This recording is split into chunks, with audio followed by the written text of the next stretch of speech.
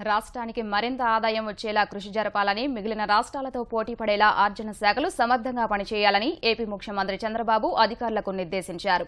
నెలవారీ లక్ష్యాలను నిర్దేశించుకొని ఉత్తమ ఫలితాలు సాధించాలని అన్నారు. రెవెన్యూ వృద్ధిలో రాష్ట్ర సగటు కన్నా అట్టడుగున ఉన్న జిల్లాలపై ప్రత్యేకంగా దృష్టి పెట్టాలని సీఎం సూచించారు. సాధించిన ఫలితాల ఆధారంగా కింది స్థాయి అధికారులు, సిబ్బంది బదిలీలు ఇక నుంచి చేపట్టాలని స్పష్టం చేశారు.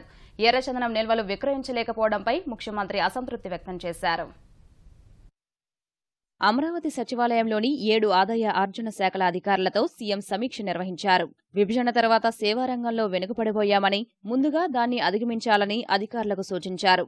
కేంద్ర నిధుల్ని దేశంలోని ఇతర రాష్ట్రాల కన్నా అధికంగా వినియోగించుకున్నామని, అభివృద్ధి విషయంలో ఏ అవకాశాన్ని విస్మరించవద్దని స్పష్టం చేశారు. ఆదాయ ఆర్జనకు అవకాశం ఉన్నా అటవీశాఖ వెనుకబడిపోవడంపై ముఖ్యమంత్రి అసంతృప్తి వ్యక్తం చేశారు.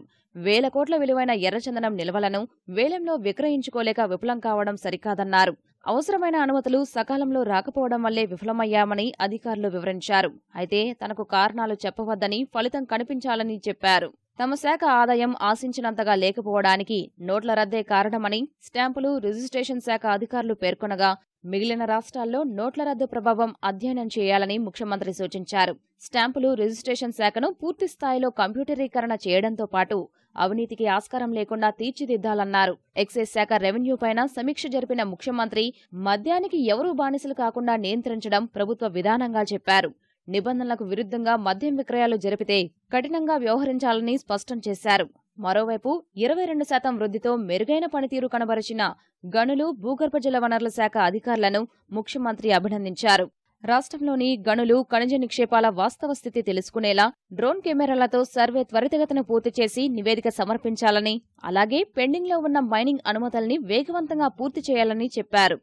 మొత్తంగా చూసుకుంటే 2016-17లో 7 ఆదాయ ఆర్జన శాఖల రెవెన్యూ మొత్తం 46,285 కోట్ల రూపాయలు ఉంది. 2015-16తో పోల్చుకుంటే 9.81% వృద్ధి నమోదయ్యింది. ఆదాయ ఆర్జన శాఖల రెవెన్యూలో 16,226 కోట్ల రూపాయలతో కృష్ణా జిల్లా ముందు నిలిచింది. ఆదాయ ఆర్జన శాఖల వారీగా చూస్తే వాణిజ్య పన్నుల శాఖ 12.29% వృద్ధి సాధించింది. రెవెన్యూ వృద్ధి రేటులో వాణిజ్య పన్నుల శాఖ దేశంలో 7వ స్థానంలో ఉంది. వృద్ధి రేటులో 45.95%తో చిత్తూరు జిల్లా అగ్రస్థానంలో నిలిచింది.